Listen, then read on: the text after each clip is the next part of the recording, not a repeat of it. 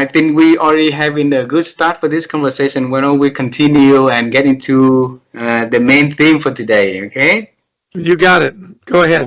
Alrighty, my friend. And for a little taste of our culture here, Chester. It is a great honor for our audience if they can hear a little bit about introduction, who you are, and the work that you are doing by yourself. So, would you please do that honor for us? Sure, sure. So my name is Chester Elton. I'm a New York Times bestselling author, an executive coach, a keynote speaker, and a trainer when it comes to culture, leadership, teams, and actually mental health in the workplace. I've been doing this work for just over 25 years, actually, with my co-author and also my best friend, Adrian Gostick. So together we have written 15 books on culture, leadership, teams, and anxiety in the workplace. We've presented in 47 different countries around the world. Our books have sold 1.6 million copies. They're translated into 30 languages. And it's just been a wonderful journey from starting around reward and recognition in the workplace to make sure that people were noticed and celebrated in the work that they did, to really a deep dive on what creates a great leader, what creates a great team, what creates a great culture. Over and above that, my wife and I will celebrate 42 years of marriage this year in August. We have 4 wonderful children and 4 beautiful grandchildren. I live in Summit, New Jersey, just across the river from New York City, and I'm honored to be having this conversation with you today. So thank you for the invitation. Thank you very much. And Chester, I want to use this conversation as a way to show my appreciation. So 3.5 years ago, we embarked on the journey of connecting with leaders around the world to have them to join us in interview sessions like this to share the insights, right? And that journey would never happen without you to plant the seed for us. And that all happened in 2020 when I sent you an email and I say, could you advise me on this book? And about 2 hours later, you send an email back to me and you say that absolutely, and that that helped me to remove all the fear, of the worry, of the all of the things that I'm afraid of on that journey. And up until today, we interview over 1,000 people in 80 countries, and a lot of them we've been able to see in person, and we'll be able to bring some of them to Vietnam for speaking engagement. That's all starting because of that email from you. So thank you very much, Chester. Okay. Well, you've taken a little bit of advice and created a wonderful practice. So I'm happy that I was the spark, but I'm amazed at what you've done with it. So congratulations to you and your team. Thank you very much. And this topic is about wisdom and how we can help people to first understand what wisdom is, how we're going to be able to grow it, how we're going to be able to share it among one person to the next. And just I think it start with the basic first by asking you this question: how do you define wisdom in your life? It's such an interesting question because, to me, wisdom, when I think of wise people, I think of people with a lot of experience, that have lived a life, right? Sometimes we'll say, oh, that young person is wise beyond their years, and so you've got people that really are deep thinkers at an early age. For me, wisdom is all about sharing experience. And a life well lived, right? I think wisdom is the culmination of your life's journey. What were some of the experiences that shaped your life, that shaped who you are and the community that you serve? You and I are both great fans of Marshall Goldsmith, right? Yes. And whenever I talk to Marshall, his life experience and the way that he is able to share what he's learned, to me, that's wisdom, right? It's not just knowing a lot of stuff, it's sharing that experience. how do you take that knowledge and that wisdom and share it with the people around you? And no one does it better than Marshall, you know. And I will tell you that the reason that I said yes to your email is because Marshall taught me that when people ask for help, or they ask you to endorse a book, or they ask you for your opinion, there's only one answer, and the answer is always yes. Wow. Now, I wasn't always that way. You know, I think a lot of people think that wisdom is acquiring a lot of knowledge and keeping it to yourself for your advantage, right? I know stuff you don't know, and that gives me the upper hand, right? I think true wisdom is gaining a lot of great knowledge and then making sure that you share it with people that need it and ask for it. So, you know, I was so touched that you thanked me for responding to your email. I'm thinking you should thank Marshall, because he's the one that taught me to say yes to all those things. Isn't that interesting, how wisdom cascades, you know, wisdom ripples. Wow. And it was from Marshall to me to you. Yeah. And Chester, because of that kind gesture that you did to us, it's really hard for my wife and I to ever say no to anyone that asks us for help. And this one also, and you know, so every time that that someone asks us for help, and even if we are busy with something, we're trying to delay to saying yes at a later time, but we always trying to do it as much as we could do. And Riven always told me it's all because of Chester. And well, and see, that's how wisdom gets transferred, right? yeah, It's from person to person to person. Those acts of kindness. You know, I am such a fan of random acts of kindness. You know, it costs you nothing to be kind.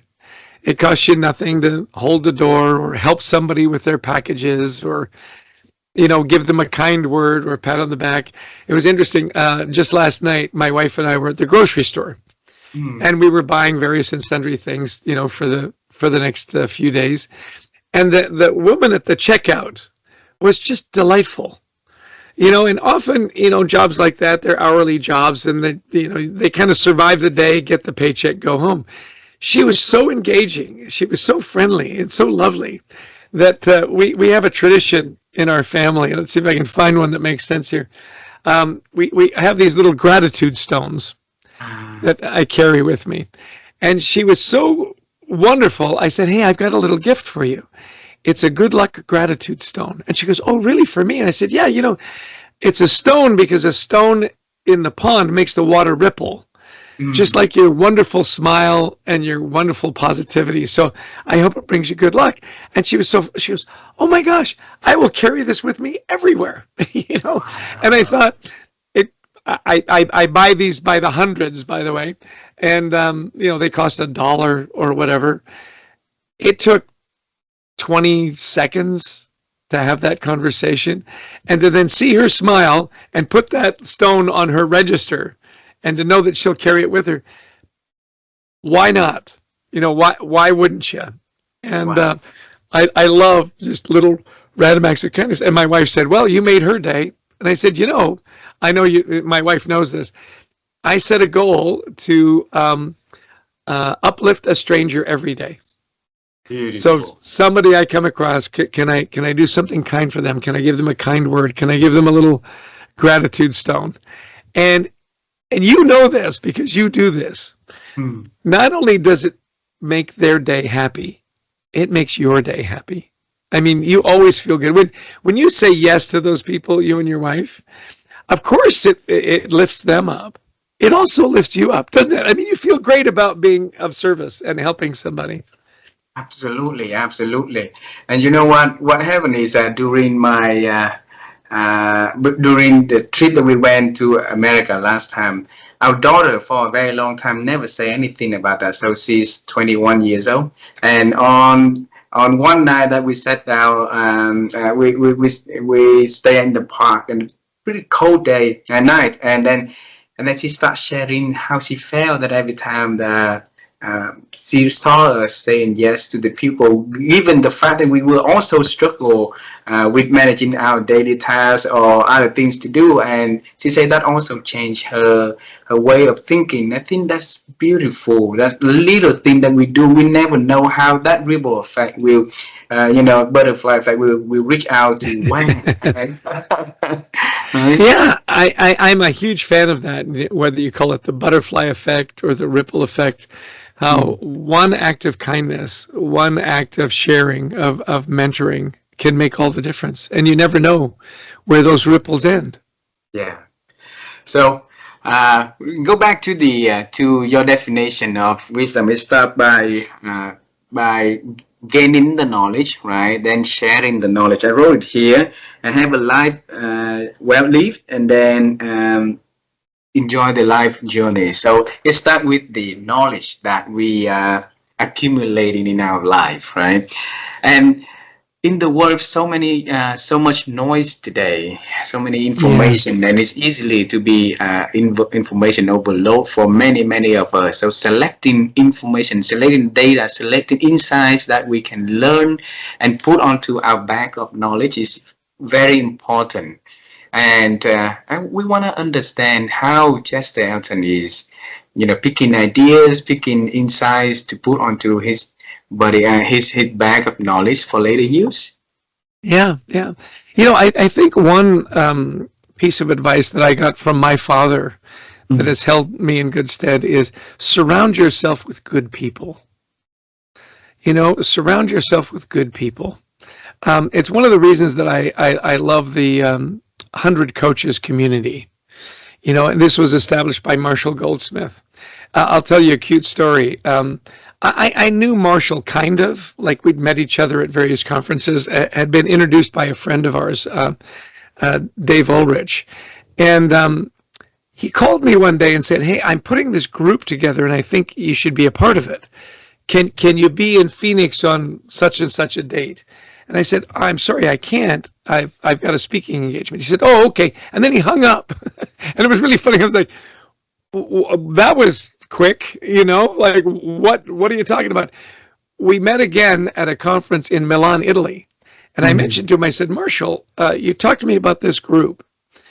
What is it?" He goes, "Oh, yeah, listen, you should be a part of that. Can you be in Washington, D.C. on December 12th or whatever it was?" And I looked at my calendar and I said, "Yeah, I can. Tell me, what is it?" And Marshall said, "It would take too long to explain. Just come." And I go, Ah, "Look, I'm in. I'm coming. Just tell me, like, what is it?" You know? And he said, "I'm not going to tell you. Just come." Well, one of the smartest things I ever did is I just went. ah, And Marshall filled the room. You talk about wisdom.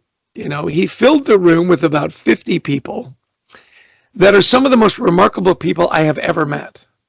mm, And I felt so honored to be in that room.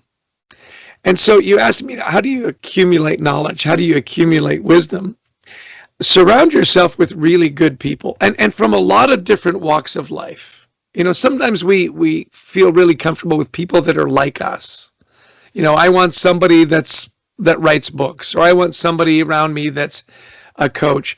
I'm always interested about people that are involved in nonprofits, people that are involved in politics, people that are educators, people that are teachers, and from that group, and I've been in the group for several years now, I have developed some of my deepest friendships and people that I would never have met had I not gone to that first meeting in DC. And another way I think that you can accumulate knowledge and therefore wisdom is advice I got from one of my dear friends from the 100 Coaches, Michael Bungay Stanier. ah, Michael is delightful. You know his work, The Coaching Habit, right? yeah. I mean, the Bible of executive coaches is The Coaching Habit, right? Yes. And he said, Chester, ask good questions and stay curious just a little longer. Isn't that a great piece of advice? Stay curious just a little longer. You know, listen a little longer. ask one more question. And you will find that you can absorb a lot of great information, and it allows people to share their wisdom with you and for you to fill your bucket, right? So I love that. Surround yourself with really good people and stay curious just a little longer. Ask good questions. Is that helpful for you? Very, very helpful. And that leading me to many questions next, not just one. So just you mentioned about your father, okay? And you mentioned about his great advice that you've been carrying with you for until today. And then when I asked this question, then you gave that beautiful advice to us. That is a wisdom transferring right there from your father to you. So do you tell us on which occasion back then that your wife's father talked to that young Chester about be surrounding yourself with many, many good people? Teach us. Yeah, well, from a very young age. Now, you have to understand that I'm the youngest of 5 boys in my family. So by the time I had time just one-on-one with my dad, he was older, and he'd lived a very good life. My dad was one of the happiest people you'd ever meet. And he would encourage me along the way to have as many different experiences as possible. Now, I grew up in a very athletic family. We're a tennis family. We played lots of tennis. My dad loved tennis.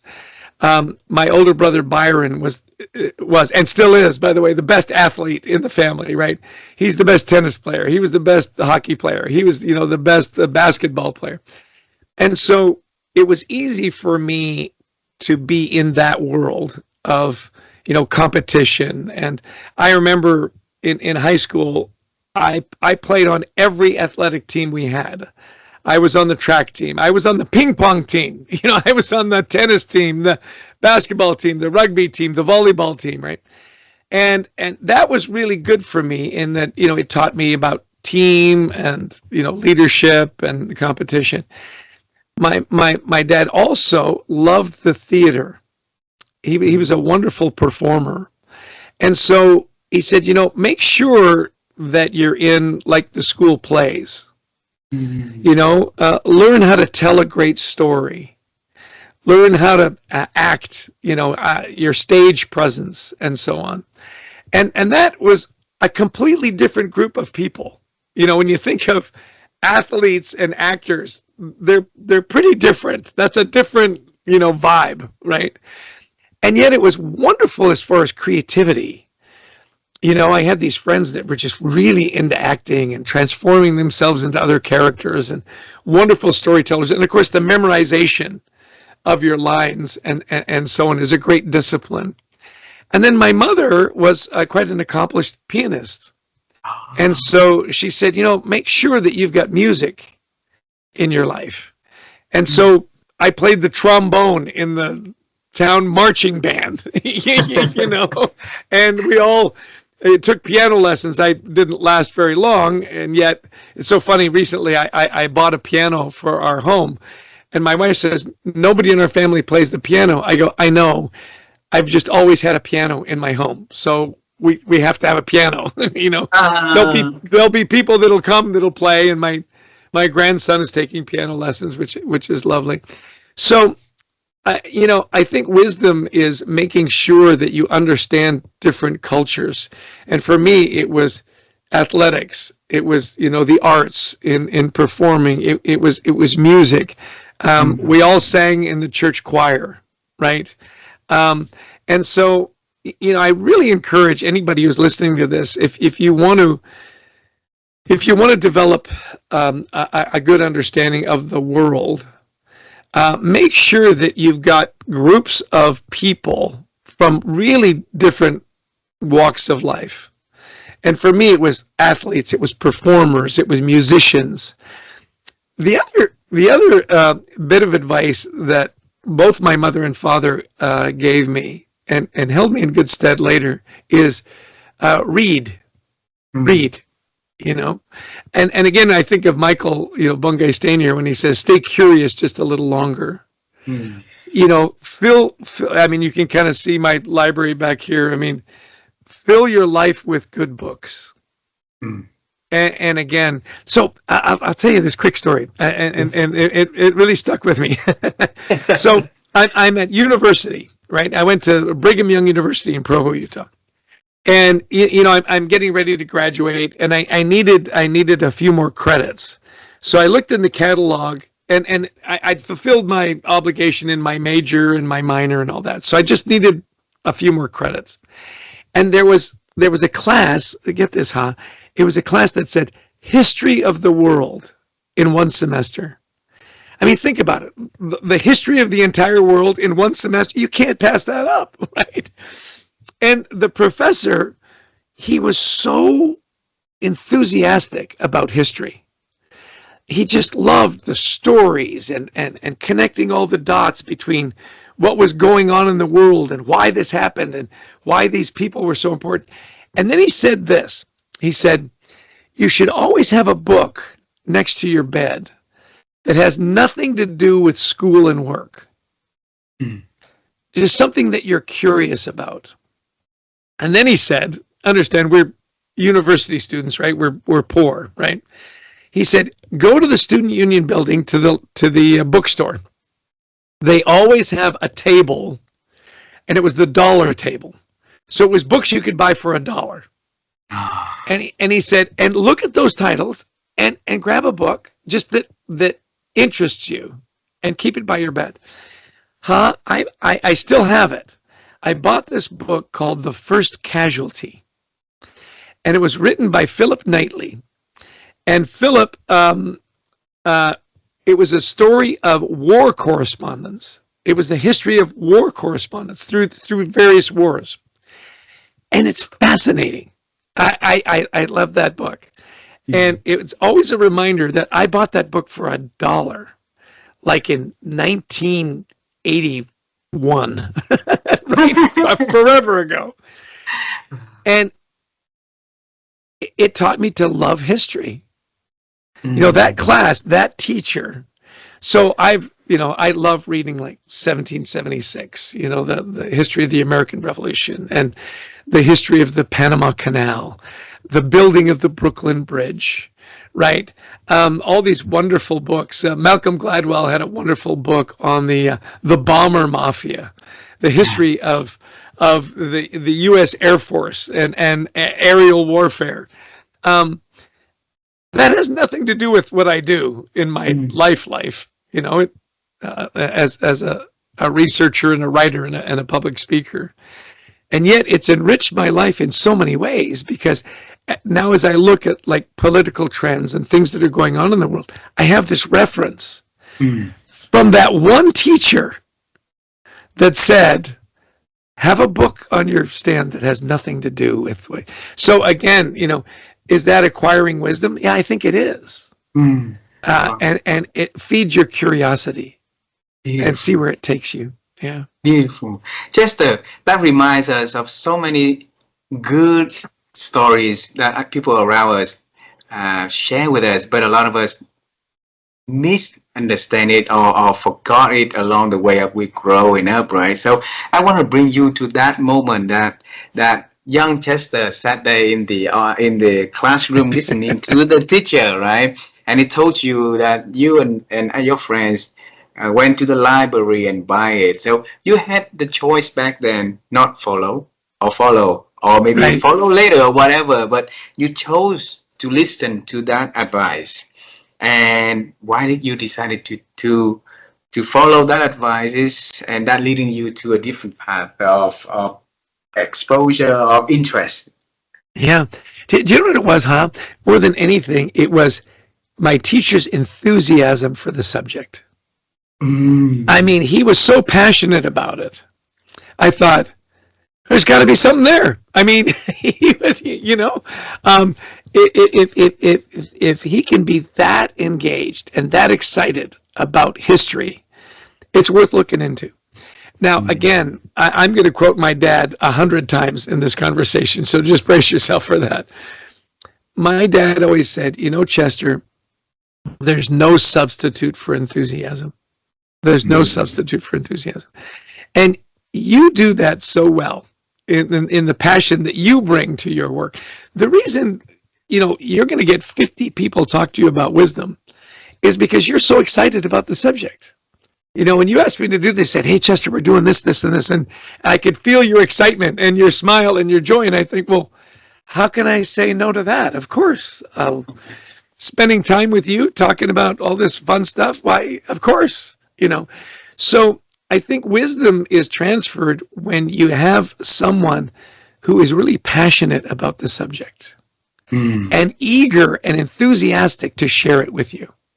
You think back in your life, the people that have had the biggest impact on you, I guarantee you that it was a teacher, it was maybe a coach, a mentor, somebody that saw something in you and said, "You know what? You should look into this." That's the way it was for me with Marshall. Marshall pulled me aside and said, "Look, you'd be a really good coach." And I said, "Marshall, I don't know what that means. I don't know what a coach does. I haven't got a methodology. I don't have a strategy." He said, "No problem. I can teach you that." Wow. I said, "Really?" I said, "Yeah." He says, "Listen, we've got this 2-day course, and Frank Wagner is the teacher. He's a good friend of mine." I go, "Introduce yourself. You'll love Frank." Everybody loves Frank. "And he'll teach you how to be a coach." Wow. And I thought, I'm in. And because Marshall was so enthusiastic, and of course Frank is one of the, he's a legend in teaching, right? I went and took the course. Well, this year in November, I'm going to be in London, England at the Thinkers 50 conference. Thinkers 50 every 2 years makes a list of the top 50 business thinkers. Well, they just added a category, the top 50 executive coaches in the world. Wow. And I'm on that list. And I thought, and Marshall called me. He said, "Hey, Chess, this is a big deal." I said, "Oh, believe me, I know it's a big deal." I never would have been on that list. I never would have had all those coaching experiences had not Marshall said, "You know what, Chester, you'd be a good coach, and I'll teach you how to do it." Wow. Right? His wisdom, his knowledge, his enthusiasm, and his kindness to share it with me and say, "You should be a coach." Wow. Yeah. Just in our Eastern philosophy, we say that when a student is ready, the teacher will show up, right? So it means that for the teacher is showing up, the student have to be ready. Yes. So what did you do differently? You look at Marshall. He could have met so many people on a day, on a journey that he's been having. So pick you out of the many people to put onto that cohort of the 50 people. That is definitely has been something that Chester Elton did totally, wow, or so that got his attention also. All right. So teach us, what did you do? Well, I by the way, I've often asked myself that same question, like, Marshall, why me? Like, why? To your point, he meets thousands of people every year. What was it that, and I don't remember his answer, to tell you the honest truth. I've always been curious. If I had to guess, it was that he and I enjoy life. Marshall loves to laugh, and I made Marshall laugh, and I just did, right? And we just really enjoyed each other's company, and so I think that he saw that joy in me, and said, "Hey, I've got a way for you to share that joy, and it's executive coaching, and you'd be really good at it." So if I had to guess, now, as you know, his birthday is like now, and he's coming to New York, and I'm going to see him Saturday night, and I'm going to ask him that question because I was like, "Marshall, why me?" And I'll let you know what he says. It is interesting, isn't it? Like, you think about that with your teachers or your coaches, and you say, "So what was it that you saw in me that you decided that you would invest your time and your talent into me?" Why? That's a great question. I'll get an answer for you. Please, please. Since you asked that question, I would love to understand why is that we cannot see it inside of us, but the people, the executive coach, somebody else from the outside will be able to see it instead of us seeing it. Yeah, I think as humans we are just riddled with self-doubt. You've heard of the imposter syndrome about I'm doing really well, I don't deserve it. People are going to figure it out that I don't know what I'm doing, And so I think there's always a lot of self-doubt, and that's why I say surround yourself with good people. There's a leader that I've gotten to know quite well. His name's Scott O'Neill, and he grew up in sports, sports franchises and so on. He's the newly minted CEO of Live Golf, the Saudi Golf League and so on. And he taught me this one really important leadership principle, and that is that you should cheer for people. Now, it's a really simple concept, right? And who doesn't want people cheering for them? And it spoke to me very quickly because, I played a lot of sports. You want the crowd to cheer for you. The thing that Scott taught me, though, is you don't just cheer for the winners. You cheer for people that are trying really hard. You cheer for people. Like it's easy to cheer for when you score. I always say, look, when we really need people to cheer for us is when we fail. That's when we need people to say, you know what? I loved your grit. I loved that you were so passionate. We didn't win this game. That's okay. Look at how the lessons we learned. Look at that at the experience. Take that away.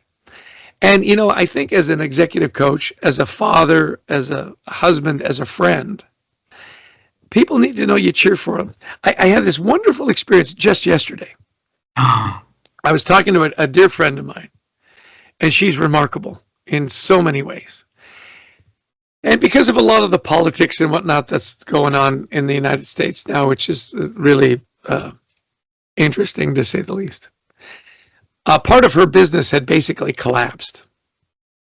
And we got to talking about doing this and this and this. And at the end of the conversation, I said, hey, by the way, before we hang up, I just want you to know how much I love you, how much I appreciate, the work you do, how remarkable you are. And I know her spouse, she knows my spouse, we had a little bit of a vacation together last year. And I said, never forget how remarkable you are and that the work you do is really important. And that if there's anything we can do to support you, we're always going to say yes. Wow. Now, we'd had a great conversation. I know she knows that, right? It's just nice to hear it. It's nice for somebody. And she was so cute. She goes, oh, you're going to make me cry before 11 o'clock in the morning, And I think that, as members of a community, people need to know you care. And the way they know that you care is you tell them. You tell them. You cheer for them. I will never forget that lesson from Scott O'Neill. Make sure people know you're cheering for them. Yeah. Isn't that lovely? It's beautiful. It's beautiful. And Chester, it saddens my heart when I see that people with great passion on doing something, right? And when they're struggling, people turn their back from them. People say something about how this person is weird, is crazy, their idea is not, doable. And those words not going to change anything. It just put more pressure, more challenges on the person who's already been challenged enough. And they are pursuing something of the dream of their lives. So if we can lighten their lives up, we can do something nice for them, it would be wonderful. But instead, I saw in my life, and that's a lot of people not doing it that way. And that's why, that's one of the reasons that we want to have these, 50 conversations to have to spread that, words of advice around, to have, maybe a little change one day. Even not Yeah. saying something is already doing something well, right? Yeah. Yeah. You know, this better than most is it's really easy to tear something down. You know, it's easy to take a house and take a sledgehammer to it and bulldoze it and tear it down. That's easy, right? It's hard to build a house. I mean, that takes skill, that takes planning, that takes craftsmanship. And it's the same in our lives, right? It's easy to tear somebody down. It is. And we see it happen all the time, in social media, in politics, where you just tear somebody down, thinking that will build you up in other people's minds. It's so discouraging to see that. At the same time, I think it's up to people like you to spread the joy that says, there's something in you that's divine. There's something in you that is really important. And I'm going to help you build that up. It's really interesting. I mentioned that, my wife and I are going to celebrate 42 years of marriage in August. I will often say to my wife, I said, her name's Heidi. I said, Heidi, my goal in our marriage is that you never doubt for a second how much I love you. Not for a second. And she goes, I never have. And I go, good. So far, so good. Now, do you know how I learned that? I learned that from my father. Wow. My parents were married for 65 years. I never heard my father raise his voice to my mother, ever. Ever. Now, maybe he did. I never saw it. And I will never forget, you talk about the moment, right? We were sitting in church and my mother walked in. Now, my mother always dressed to the nines. I mean, she just always looked fabulous. And my dad nudged me and he said, Chess, look at your mother. Isn't she beautiful? Isn't she talented? Aren't we lucky? Aren't we lucky? And I thought, that's the husband I want to be. And, I look at my wife and I think, isn't she beautiful? Isn't she talented? Isn't she kind? I'm the luckiest guy I know. Wow. Wow. Beautiful. If each of us can take a look at the person next to us, right? And try to see how beautiful that person is, how lucky we are to be having that chance to associate with that person in this world, right? So how beautiful this world is gonna become, right, Chester? Yeah, absolutely. And with that, I want to ask you, because if we look at us when we were little, we're all kind. Children are kind, right? They play well with one another. They help one another, and but on the way to growing up, something wrong with us. Something wrong with us that take us apart the innocent child inside each of us and took us, like in a different direction. We say things that we regret later. We do things that we gonna, cannot sleep at night or sleep not happily at night and things like that. What's wrong in that journey so that we can prevent? Yeah. And yes. Yeah. I think we have to learn to be mean. And we learn that in different ways. There is a culture that the only way to lift yourself up is to push somebody else down. And that's really unfortunate. That's why, I love the 100 Coaches community so much. Because it's all about lifting each other up. And we need to teach that to our children. We need to teach that to our neighbors. I'll tell you another wonderful experience I had, again, in the community. And I think Gary Ridge. Gary Yes. Ridge just retired as the CEO of WD-40, never leave home without it, right? Grease in a can. So I just talked to Gary yesterday. Actually, we had a wonderful conversation. He's got a new book out, by the way. We'll promote his book. Yeah, the NEWNESS. Any dumbass can do it. Yeah. Anyway, Gary and I met at a gathering of 100 coaches, and he and I presented that day. And Adrian Gostick, my co-author, and I, we developed this training around motivators, intrinsic motivators. And we needed to test it somewhere. And so we were looking for somebody that would say, hey, can you give us 3 or 4 hours with your leaders, and we'll do it pro bono so that we can see what works and what doesn't work. So I thought, hey, I'll ask Gary if I can do it with his leadership group. So we're walking to some other event, within the group. And I said, hey, Gary, can I talk to you for a minute? He said, sure.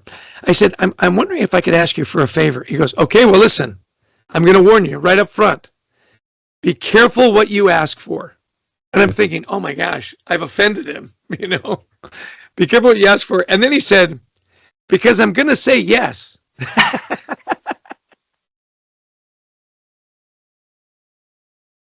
And I went, oh, okay. Well, this is my ask, have you got a leadership meeting where we get to come? He goes, we do in about a month. And I would love for you to come to present to them. And I went, oh my gosh. Now, think about the lesson that he taught me, right? I'm going to ask you for a favor. Careful what you ask for. I'm going to say yes. Now, again, cute story about my dad, right? After church, this young man comes up to my dad and says, Mr. Elton, could I ask you for a favor? And my father says, of course. What is it? He says, I need a ride home. Could I get a ride home with you? He said, not a problem. Got a few things to do.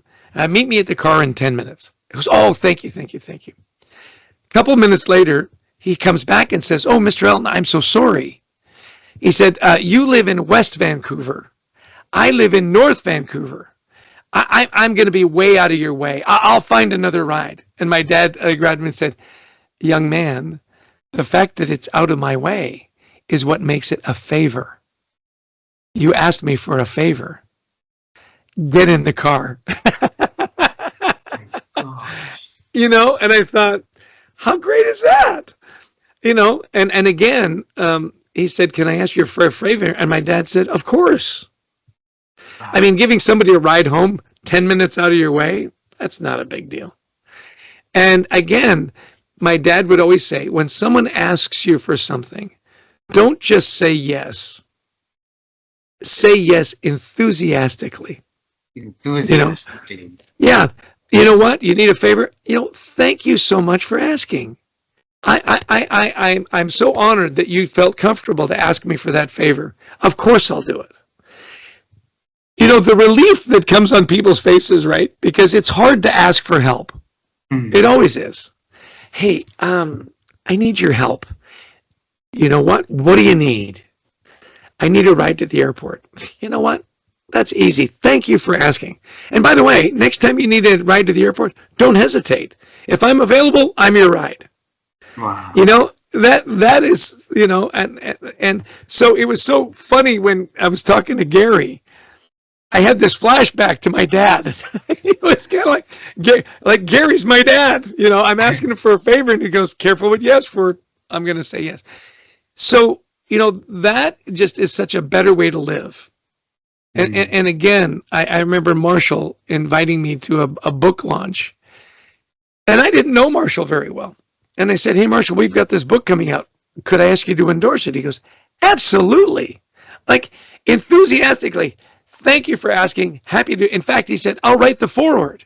I said, oh, well, we already have somebody who wrote the foreword, actually. I just need a blurb. And I asked him, I said, Marshall, I'm curious. You don't know me very well.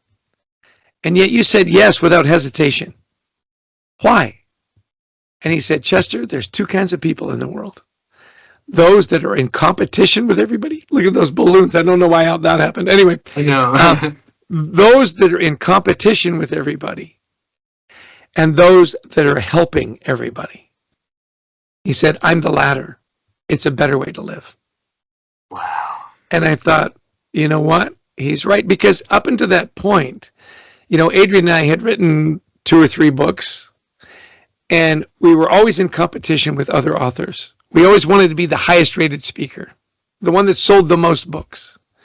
And I thought, you know what? That's not a good way to live. We should be looking for ways to help other people get published. We should be looking for ways to encourage other people to become better speakers.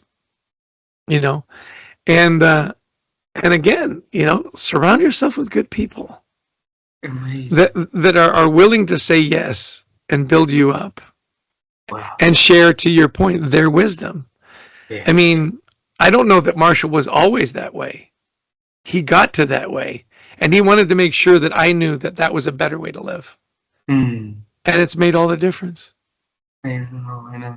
Just you mentioned so many times about your father that made me having not just a little bit more of curiosity, but a lot more of curiosity about your father. So what did he do that give him that body of wisdom, that the kindness, and really leading the way at example for other people to look up on him and doing it? Yeah, thank you for that question, by the way. I love sharing stories about my dad. So my father was born in 1920. That's, you think of the world in 1920. I mean, that was before paved roads. You know what I mean? Yes. His father grew up in Dorchester, England. And he came with his widowed mother. So his father died my grandfather's father died when he was quite young. And they emigrated from England to the United States. And then my grandfather emigrated to southern Alberta up in Canada. And he was very much a self-educated man, right? He ran a newspaper. He became a lawyer. He was mayor of Lethbridge, this little town in southern Alberta. And so he was always about service. So my father grew up with a father that was always engaged in public service. He was known as a great speaker, an orator. He was part of the Rotary Club, which was all about service to the community. So my dad grew up with a dad that was about service. And that's where he learned it. Now, my dad went into radio. He was a radio announcer, and then he ran radio stations, which is always involved in, reporting the news and being involved in the community and so on and so on. And he passed that down to us. Now, one thing that my parents did that I think was really interesting is they would invite interesting people to dinner. Mm. So I would sit at the table, and we'd have, local politicians would come and have dinner. My mom and dad would throw parties, and there'd be actors and performers and neighbors and people from other countries. And so, both my mom and dad were always really interested in people and their lives and what they were doing and how they could help. So, yeah, I think, my dad, that's the way he grew up, and he wanted us to enjoy that as well. Now, I know we're getting close to our time here, so there is one more story that I want to tell about my dad. When he passed away, my brothers and I got together, and we asked each other, what's one lesson that Dad taught you that has had the biggest impact on you? Mm. And, we all said various things, like he taught us to compete. My dad was an athlete. He taught us to love music. He taught us how to be a good public speaker. He taught us, to love family. But my brother Kim, he's the middle brother, said something I never forgot. He said, the greatest gift our dad gave us is he taught us how to love our wives. Wow. He taught us how to love our wives. And of my 5 brothers, we are all happily married. We just had a little reunion because my oldest brother turned 80 years old. Can you believe it? I have a brother that's 80 years old. And not only do we all love each other, our wives love each other. Wow. It's a beautiful thing. So, you talk about imparting wisdom. And I think, the wisest thing that anybody ever taught me, whether it was Marshall or Michael Bungay Stanier, or Gary Ridge, is they taught me to say yes, to care about people, and to just love people. It's so interesting that you asked me that question, because just yesterday, one of my dear friends, before the conversation was over, I said, I want to make sure that you know how much I love you and how important you are to me. Wow. We can't say that enough, can we? And never enough. Okay. Last thing I want to ask for this conversation today, because your father back then asked you, Chess, look at that beautiful lady. Okay. Isn't she talent, right? Isn't she beautiful, right? And how lucky you were, right? So we talk about a lot about your father. Share one story about your mother to us, about how she passed the wisdom of her wisdom on to you, and that you and your you keep to today. Oh yeah. I would often say, our dad taught us how to have fun, right? Because he was a fun guy. My mother taught us how to work. My mother was a worker, and she taught people how to work. She would often invite people that needed help to come live with us. And it was always interesting to me that the first thing she would have them do is she'd put them to work. She'd say, we're cleaning the house today. Here's how you clean a bathroom. Here's how you clean the kitchen. Here's how you make a bed. And to me, that was such a great lesson, because people need to feel of worth. Don't feel sorry for me. Put me to work. Put me to work. And she would always say, look, when you do a job well. And do a little more than is expected. Because, there are lots of talented people that never go anywhere because they don't know how to work. Dig in, get it done, right?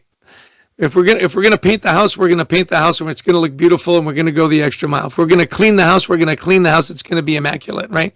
If you're gonna learn a piece on the piano, do it well. So my dad was the performer, my mom was the pianist. And she's the one that taught us how to work. And she would tell us this endlessly. She'd say, you boys are all so talented. You can become anything you want to be. What a great message from a mother to a son. There's nothing you can't do if you're willing to work for it. Beautiful.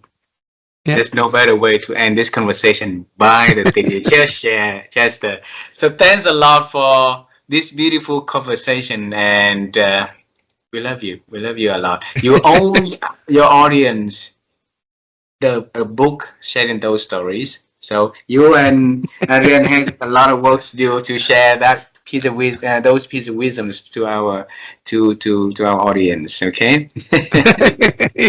You got it. Hey, and I love you too, my friend. Our time together is always wonderful. You make me think. You make me reflect. My life is better because I know you. Thank you very much. My life is a lot better also because of knowing you. And I wish you well. I wish you all the best. Enjoy the weekend with Marshall and the team, and say hello to your family. Enjoy the 42nd anniversary on August, and I'm sure I'll connect back by then. You got it. Take care, my friend. All the best. Take care, my friend. Bye-bye. Cheers.